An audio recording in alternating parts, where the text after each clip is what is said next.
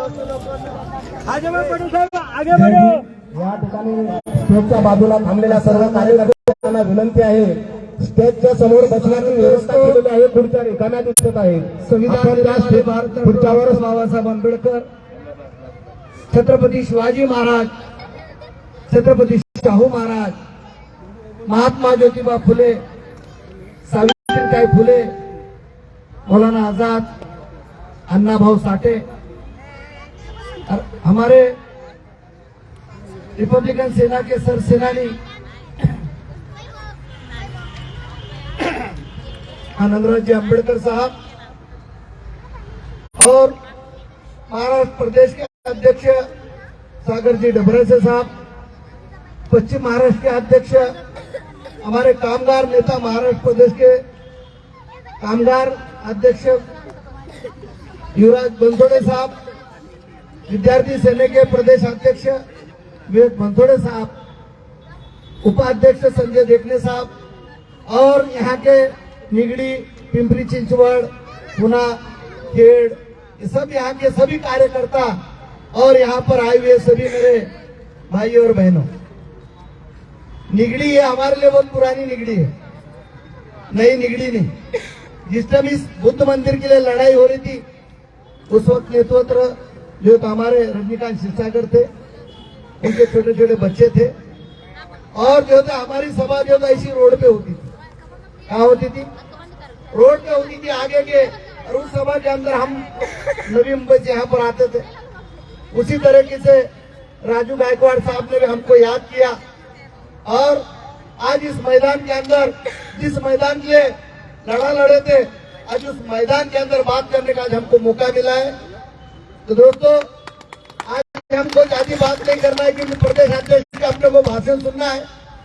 हम तो और भी आएंगे, अभी लिंक लगी हमारी, हम आते रहेंगे। कार्यकर्ता क्या है, कुछ दिनों से खामोश बैठे थे, लेकिन मैं कार्यकर्ता से कहना चाहता हूं, एक मुर्गी रहती है, मुर्गी, और मुर्गी के नीचे हम लोग अंडे रखते हैं। तो अंडे रखने के बाद जो तो उसके बच्चे निकलते हैं। जब मुर्गी चलती है तो बच्चों को अपने पर के लेके नीचे चलती है, और एक भी बच्चा उसका दूर चला गया तो उसको कुत्ता, बिल्ली नहीं तो चील और कौवा खाता है। और जो बच्चे मुर्गी के संग में रहते हैं, खाली हम लोग उसके बाजू में जाएंगे भी, वो मुर्गी जो तो तोड़ने के लिए आती, काटने के लिए हमारे पास आती कि नहीं आती, तो वो अपने बच्चों की हिफाजत करती है। आज हम लोग हमारे अम्बेडकर चळवळी के अंदर, अम्बेडकर संगठन के अंदर लोग हमारे मंच के सामने आके बैठने के लिए डरते हैं। क्या नहीं पता, किसी ने फोटो निकाला और किसी को दिया तो सामने वाली पार्टी हमको पूछेगी नहीं। तो हमारे कार्यकर्ता जो तो स्टेज के मंच के लंबा लंबा बैठते हैं, क्या बैठते हैं, और दूर से खड़ा होकर जो तो हमारी बात को सुनते हैं। लेकिन मंच के सामने मर्द की जैसा हिम्मत के साथ हमारे मंच के सामने आके नहीं बैठते। इसकी तरह थोड़ा सा दर्द होता है। वे हमारे कार्यकर्ता है, हमारे लोग हैं, लेकिन हमारे सामने आके बैठने के लिए डरते हैं। जो लंबा लंबा से खींचते सुनते बात को, तो मैं तो ये कहता हूँ उसको चीलर कौवा उठा के लेके जाता है, उसको कुत्ता खा लेता है। लेकिन जो हमारे मुर्गी के साथ में रहता है वो एक संग रहता है और उसका हिफाजत जो तो होती है। तो कहने का मतलब ये है, आनंदराज जी अम्बेडकर साहब जैसा रिपब्लिकन सेना की स्थापना की, हम उनके साथ में है और आज हम उनके साथ में है और इसके साथ में भी रहेंगे। क्यों कि आज हमने बाबा साहब अम्बेडकर को देखा है क्या भाई? बोलो ना, देखा है किसी ने? नहीं देखा। लेकिन आज हम बाबा साहब अम्बेडकर के पोते के साथ में उठते बैठते चलते फिरते हैं। हमारे युवराज के पास, विवेक के पास तो हमेशा आते, पुणे में आते कि नहीं आते? तो हमको क्या जरूरत है? तो हमने बाबा साहब को नहीं देखा, लेकिन बाबा साहब के पोतों को देखा है इस आंखों ने। इसके लिए हमको हमारा गर्व है, हमको क्या बाबा साहब के परिवार के साथ है। और आज ये देखिए, आज की लड़ाई क्या चल रही महाराष्ट्र की, पूरे देश की तो छोड़ो, महाराष्ट्र की लड़ाई देखो। जिसने 2.5 साल महागाड़ी के साथ था उसको छोड़ के जो तो जातीयवादी पार्टी के अंदर चला गया। जिसने 2.5 साल वो रह गया और यहाँ पे महंगाई बढ़ाते गए। आज दाल 100 रुपए के ऊपर चलेगी, गई कि नहीं गई? तेल जो तो 150 के ऊपर चला गया, 200 रुपए किलो हो गया। गया कि नहीं गया? आज जवारी 40 और 45 रुपए किलो, 50 रुपए तक जवारी चले गई। इतनी महंगाई हो गई। सीएनजी गया 100 रुपए गया, पेट्रोल 100 के पार कर गया। लेकिन हमारे लोग मोबाइल के अंदर सिर्फ देखते टिकटॉक। क्या देखते हैं? टिकटॉक देखते हैं, टिकटॉक बनाते हैं और अपने अपने धुनकी में।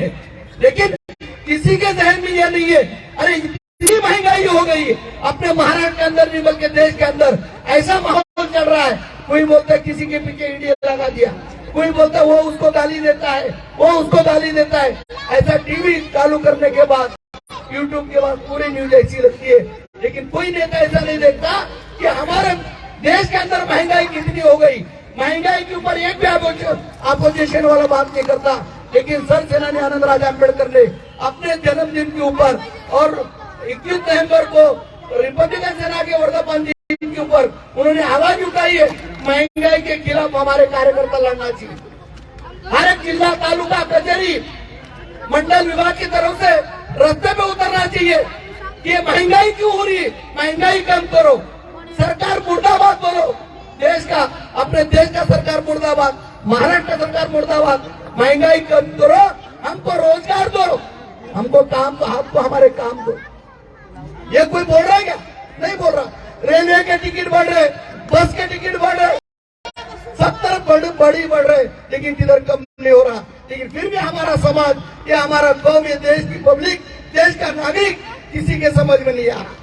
तो रिपब्लिकन सेना के सर सेनानी आनंदराज अम्बेडकर, डॉक्टर बाबा साहब अम्बेडकर के नातू जो है तो लड़ रहे हैं कि महंगाई के खिलाफ, महंगाई कम होना चाहिए, हमारे लोगों को धंधा पानी मिलना चाहिए, उनको रोजगार मिलना चाहिए। ये लड़ा लेके आज आनंदराज अम्बेडकर आगे चल रहे।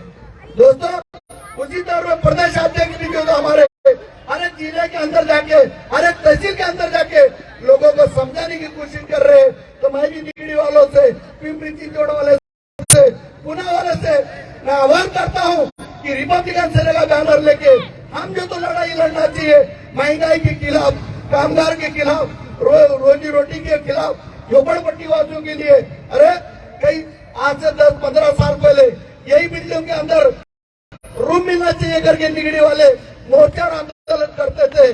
आज झोपड़पट्टी वालों के लिए भी लड़ना चाहिए। एक बाजू से अपना महाराष्ट्र का गवर्नमेंट करता है कि 2011 तक संरक्षण दिया हुआ है, दूसरे बाजू से प्रशासन झोपड़ा तोड़ता है। अरे गांव में हमको काम धंधा नहीं है, इसलिए हम लोग शहर में आते हैं और मोल मजदूरी करके झोपड़ा डाल के रहते हैं। ये सरकार के पेट में दर्द होता है। इनका देश का प्रधानमंत्री कहता है हर एक गरीब को 2022 तक घर दूंगा। क्या बोलता है प्रधानमंत्री? हमारा देश का प्रधानमंत्री क्या कहता है कि हर एक गरीब को 2022 तक के घर दूंगा। और कैसा घर दूंगा? घर के अंदर नल होगा, नल में जल होगा और घर प्रकाशमय होगा और उसके आजू बाजू में गार्डन होगा, हरियाली होगी, ऐसा घर दूंगा बोलता है।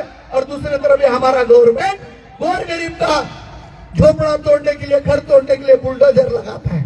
मैं तो कहता हूँ यहाँ का प्रशासन एक तो मोदी को नहीं मानता या उसकी बात को नहीं मानता या उसको कुछ समझता नहीं, इसके लिए सब हरकत होती है। समझ में आई आपके? तो इसके लिए हमको लड़ना है। डॉक्टर बाबा साहब अम्बेडकर ने रोटी, कपड़ा और मकान संविधान के अंदर दिया है, वो हमारा है।